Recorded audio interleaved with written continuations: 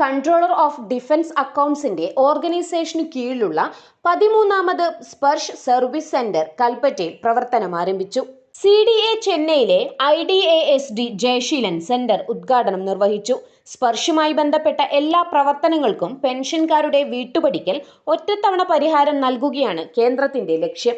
വയനാട് ജില്ലയിലും സമീപ പ്രദേശങ്ങളായ പന്തല്ലൂർ, ഗൂഡല്ലൂർ, കോഴിക്കോട്, കണ്ണൂർ ജില്ലകളിലെ 4000-ൽ പരം പ്രതിരോധ പെൻഷൻകാർക്കും ഡിഫൻസ് ഫാമിലി പെൻഷൻകാർക്കുമാണ് ഈ സ്പർശ് കേന്ദ്രം സേവനം നൽകുന്നത്.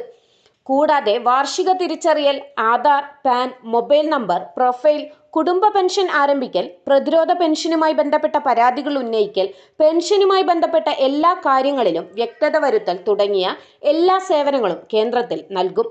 സംസ്ഥാനത്ത് തുറക്കുന്ന 10ാമത്തെ സ്പർശ് സേവന കേന്ദ്രമാണിതെന്നാണ് ചെന്നൈയിലെ defence accounts controller IDASD Jayaseelan പറഞ്ഞു. CDAയുടെ ഇടപെടലിന്റെ ഫലമായി പരാതി പരിഹരിച്ച രേഷ്മ നായർക്ക് 11 ലക്ഷം രൂപയുടെ ചെക്ക് ചടങ്ങിൽ സമർപ്പിച്ചു. ജില്ലാ collector DR Meghashree, IAS IDAS assistant controller R Narayana Prasad, Vignesh, IDAS DCDA Kerala state X services league Wayanad ജില്ലാ ഭാരവാഹികൾ, പ്രമുഖ പ്രതിരോധ പെൻഷൻകാർ എന്നിവർ ചടങ്ങിൽ പങ്കെടുത്തു.